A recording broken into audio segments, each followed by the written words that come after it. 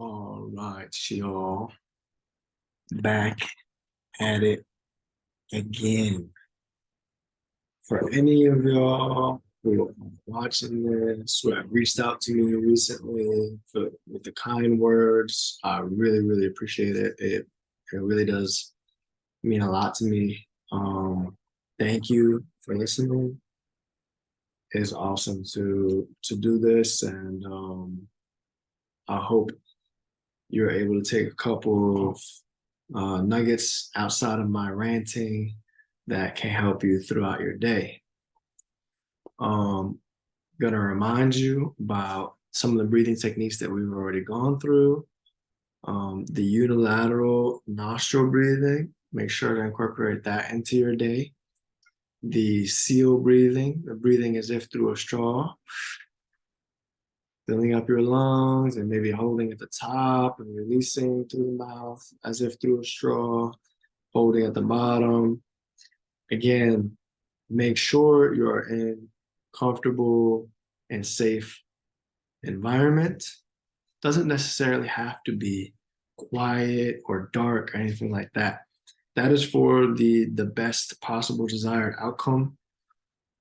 Doing it in darkness and silence. However, meditation really is a tool to deal with stress outside of the stressful environment, but also inside the stressful environment.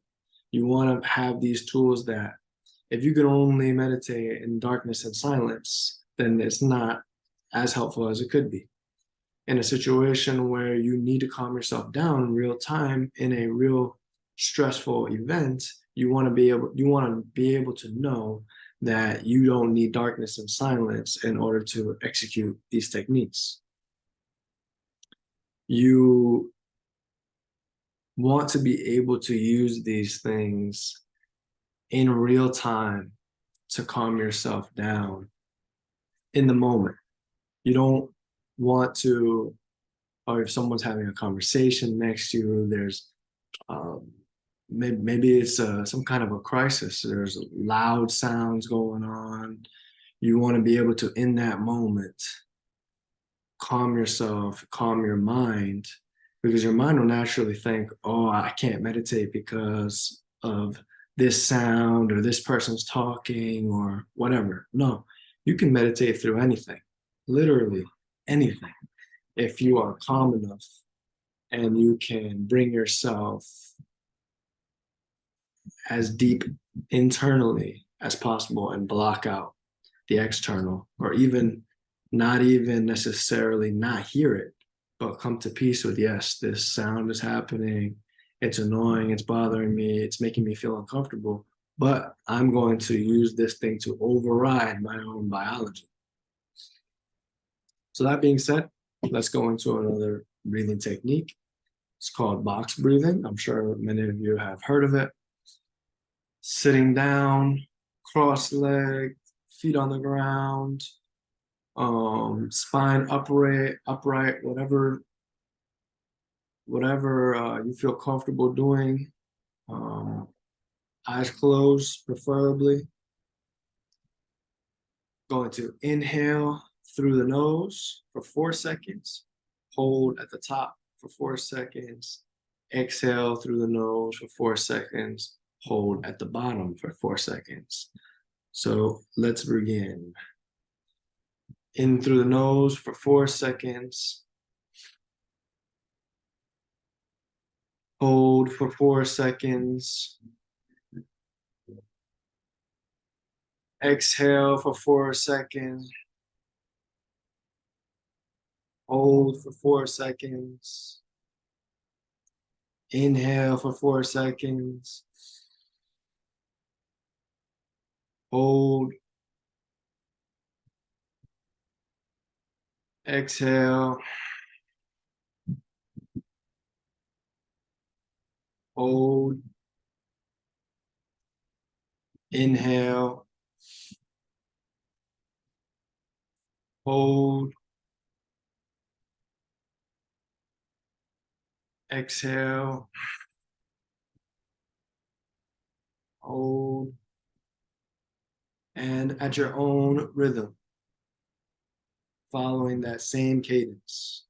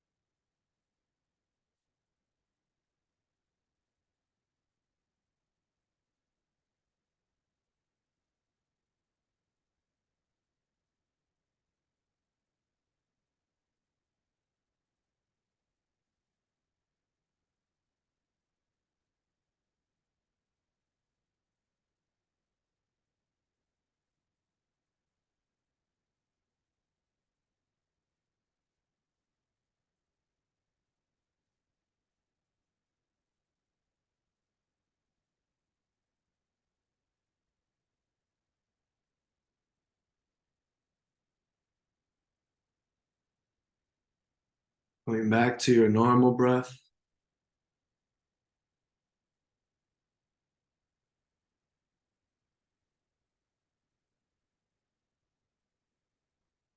Long inhales through the nose.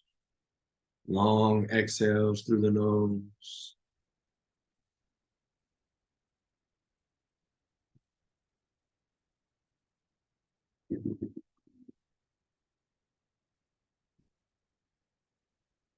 Covering one nostril. Breathing in through the open side. And fully out. Fully in.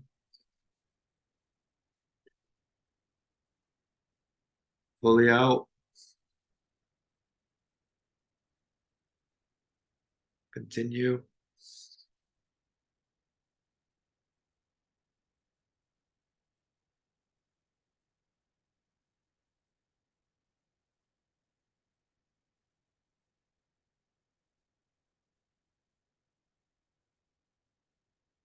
Switching sides.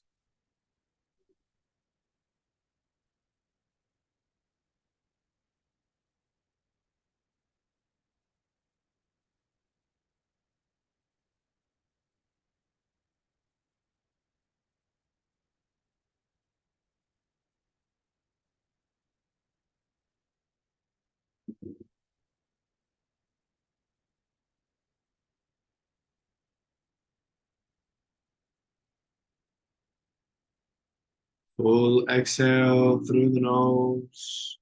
It's your normal breath. Full inhale through the nose. Exhale through the mouth. Inhale through the nose. Exhale through the nose. Inhale through the nose. Exhale through the nose. Inhale through the nose. Exhale through the nose. Inhale through the mouth as if breathing through a straw.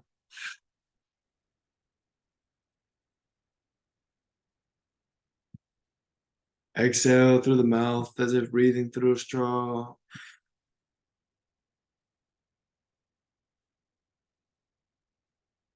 Inhale through the mouth as if through a straw.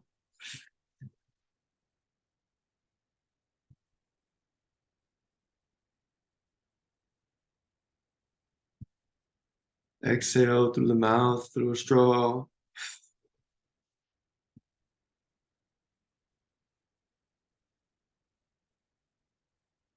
Inhale through a straw.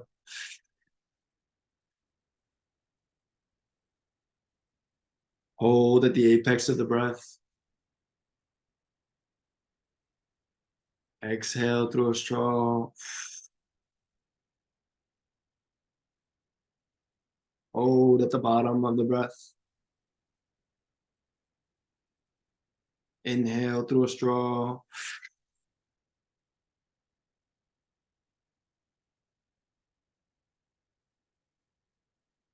Hold at the top of the breath.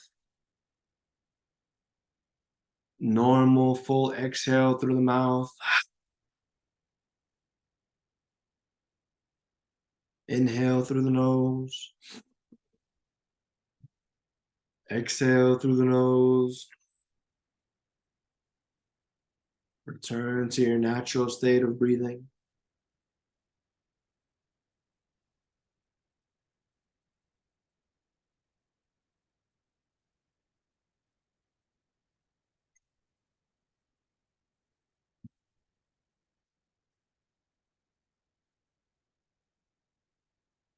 Doing any postural adjustments or stretches that feel right to you.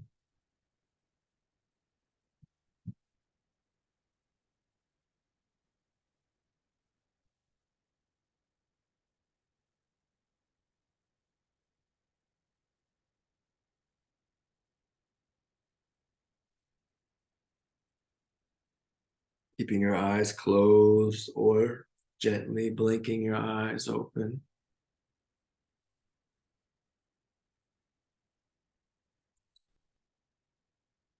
I hope that was an enjoyable breathing routine. I hope that you found some additional silence in your mind, maybe a little more than in the previous breathings that we've done together.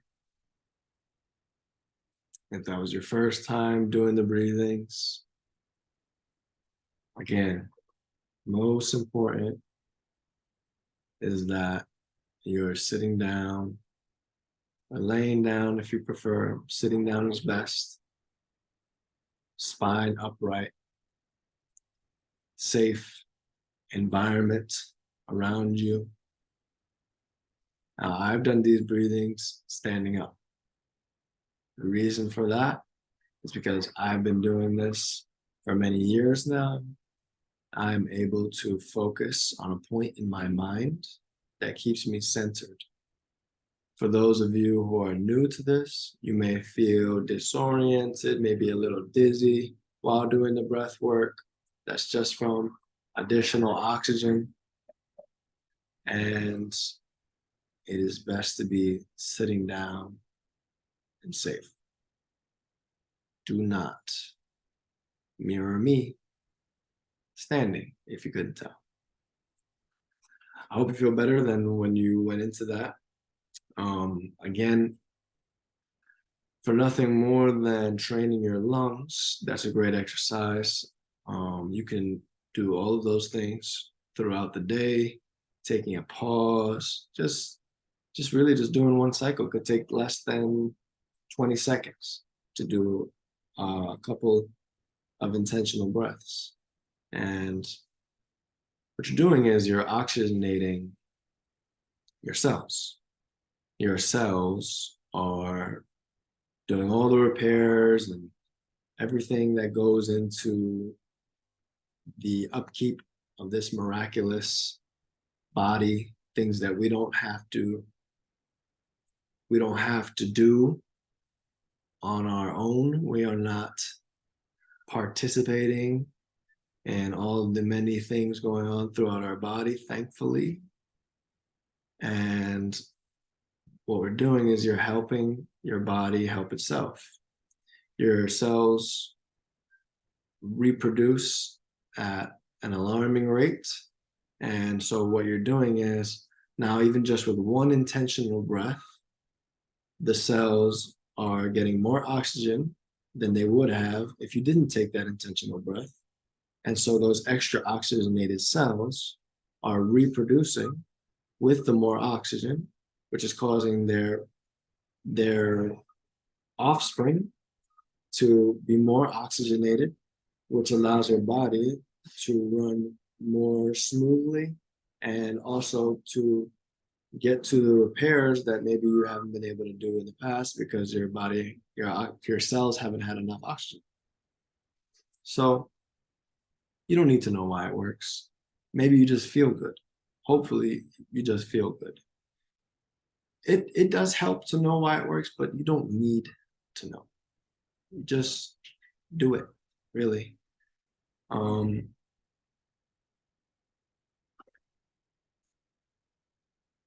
We have really overcomplicated things. Breathing makes you feel better.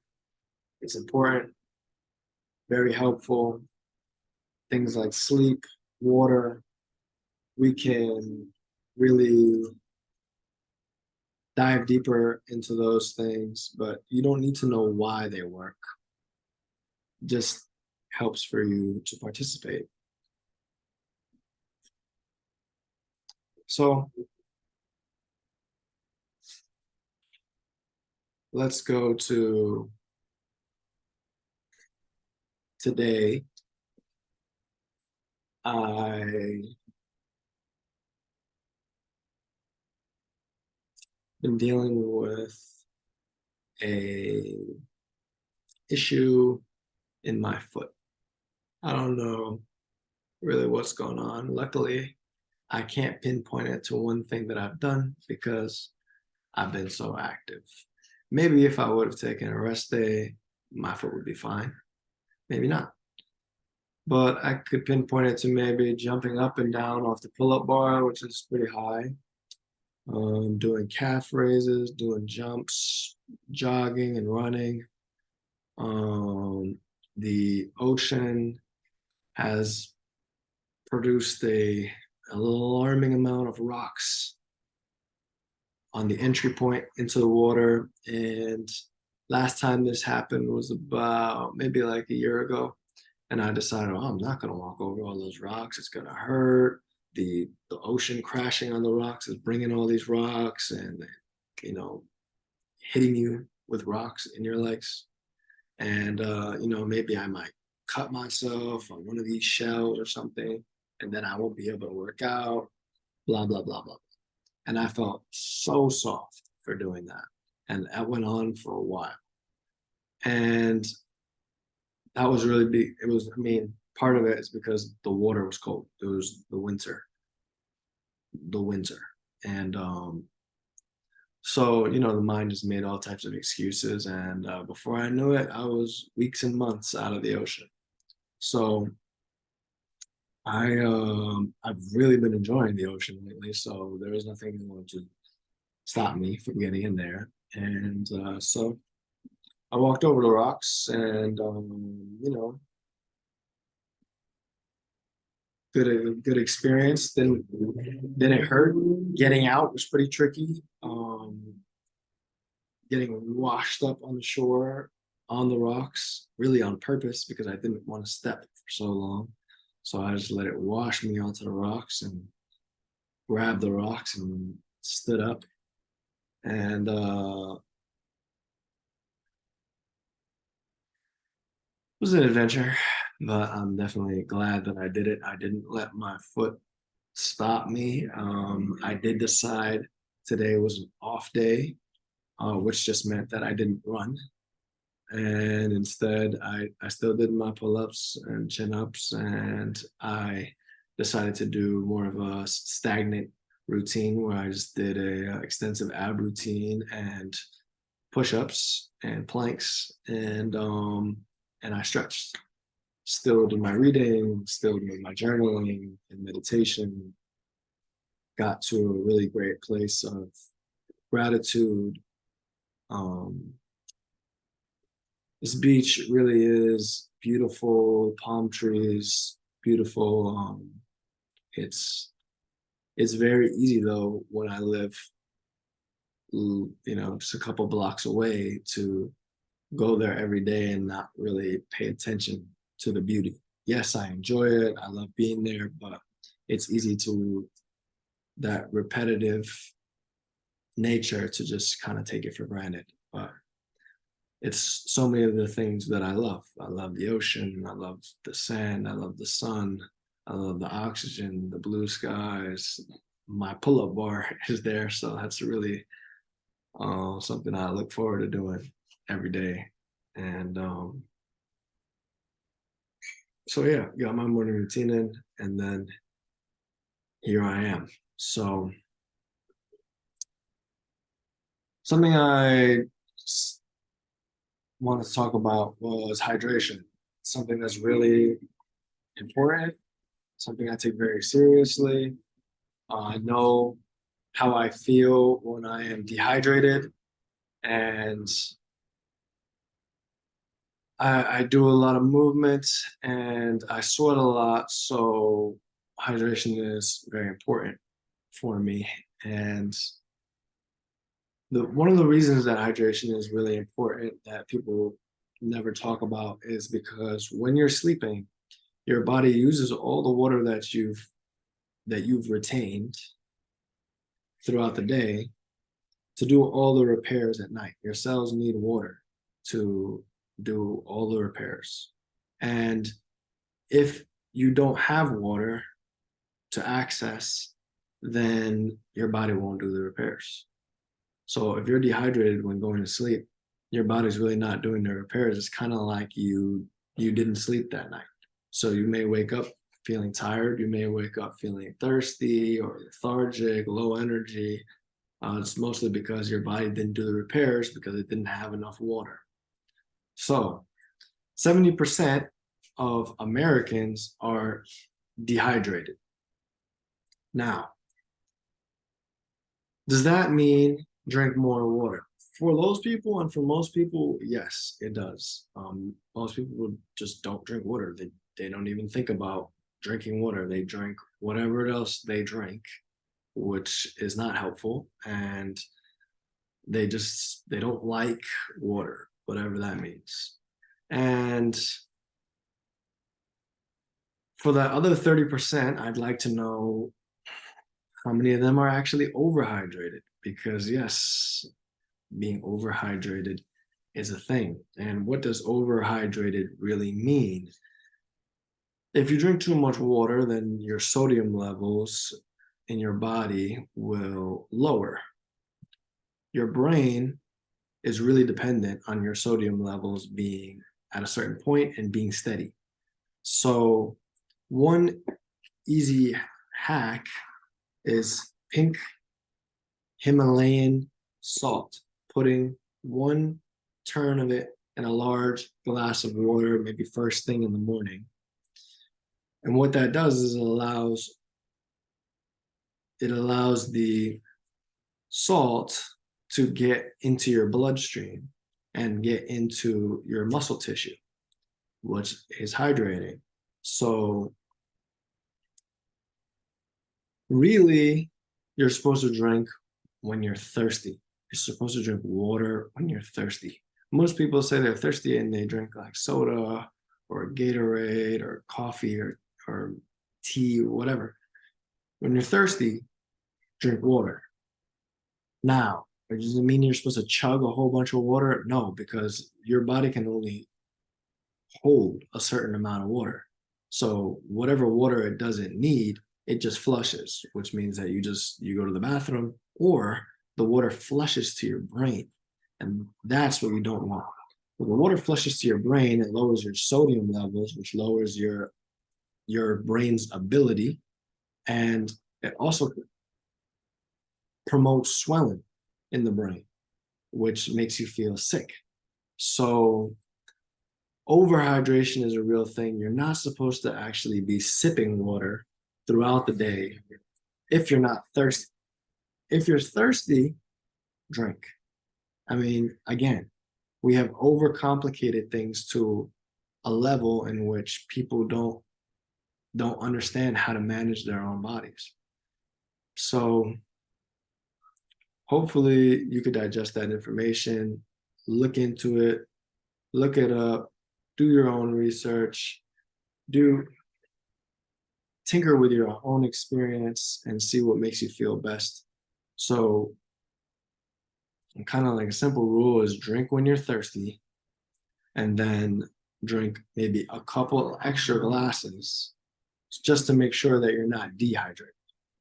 So obviously I just told you about the good and the bad, and there's a balance in between, and there is no number or formula that can be given to you. Is really a trial and error experience. But hopefully what I said makes sense to you and you're able to use it to the best of your ability. So another thing is sleep. So what did we just do? We just did meditation, breath work. We just talked about hydration, water, and now let's talk about sleep. Just really simply with sleep. It is recommended to get 8+ hours of sleep. Really, now they're saying 9+ hours of sleep. Okay, that's a crazy amount of sleep.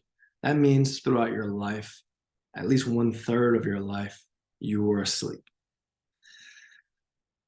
It depends how you view that. Now, if you get enough sleep, enough quality sleep, and maybe you're hydrated going into your sleep and your body's able to do those repairs, and you wake up feeling amazing with so much energy, ready to do all the things on your checklist every single day, then maybe you will take 1/3 of your life asleep because you're living such a great and quality life.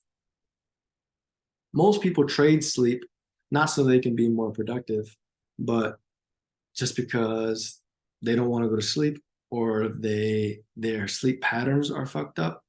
A lot of people have insomnia, which a lot of people have just inability to fall asleep and stay asleep, and that's mostly due to things going on throughout the day that have a compounding effect. But one thing I just heard yesterday is for exercise people, if you're waking up to do fasted cardio, if you're waking up at 4 a.m., let's say, and you're waking up to do your fasted cardio on 5 hours of sleep, it's like stepping over $100 bills in order to pick up nickels. So that fasted cardio on 5 hours of sleep is gaining nickels. It's still gaining, but it's nickels. If you would have just slept an extra hour, you would have done better for your health.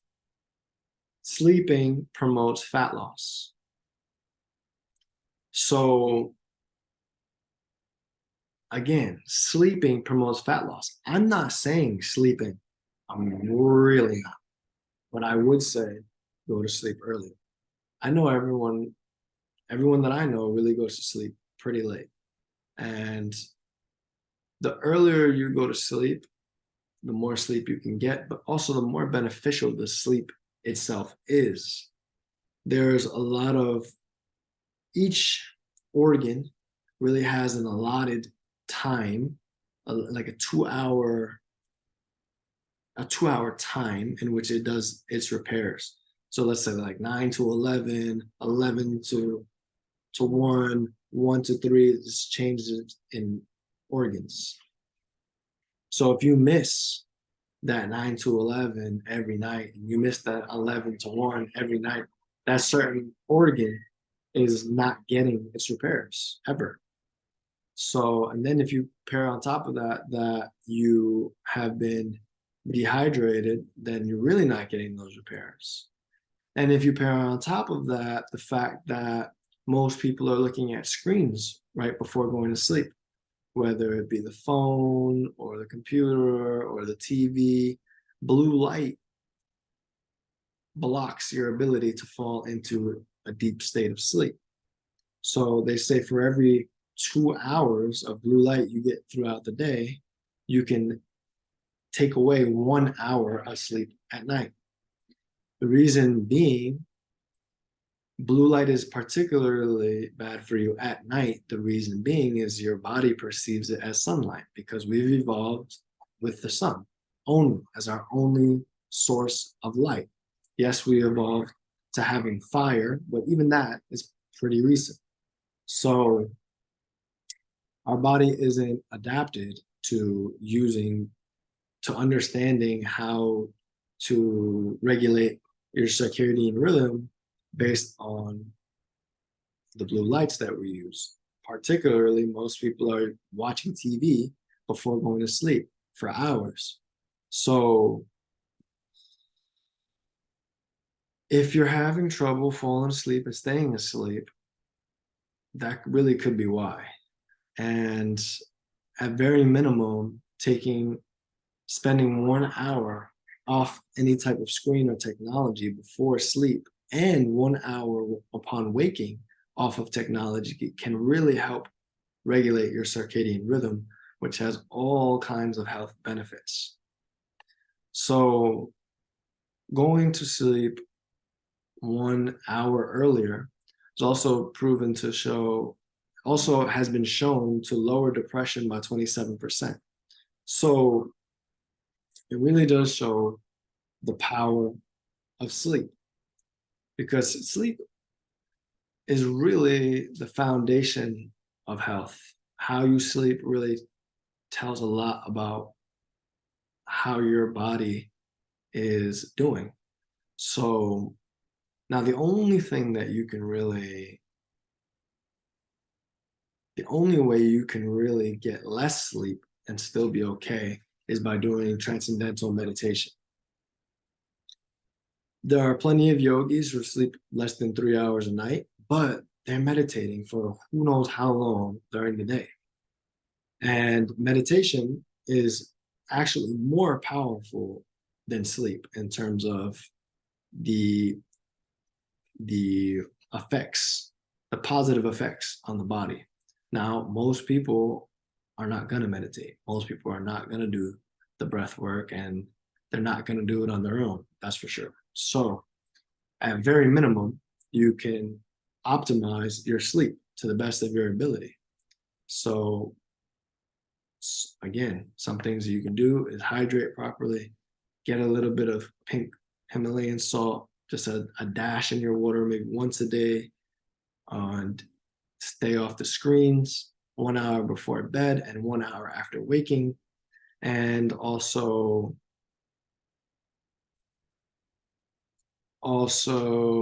you can lost that last little nugget about sleep. Meditating into and out of sleep is also something really powerful that, again, we're just talking about just closing your eyes and creating a state of calm before sleep and after waking. Instead of just falling asleep, you're putting yourself to sleep. And instead of getting up and rushing straight into the day, you're setting the tone, a calm undertone for the day. And meditation is not just about calm, it's about focus, it's about presence, and all of your power comes from your presence. Your ability to be present holds all of your power, because you cannot operate in the future, you cannot operate in the past. Even when you're thinking about the past or the future, you are thinking about those things in the present moment. So the present moment holds all of your power. So your ability to operate from your conscious mind rather than your subconscious being your habitual daily routine, you can override that and work from your conscious mind. You could still do the same things you do every day, but do them at a level of consciousness and intention that is of a higher frequency. And that includes taking breaths throughout the day. You're breathing on your own. You don't need to tell yourself to breathe. But when you do, you promote a level of intention and presence that is greater than if you had it. And like we already went over, your cells get more oxygen, your body does better with more oxygen, and all these things, all the things that we just talked about, they all have a trickle down effect into your entire life. So I'll leave it at that.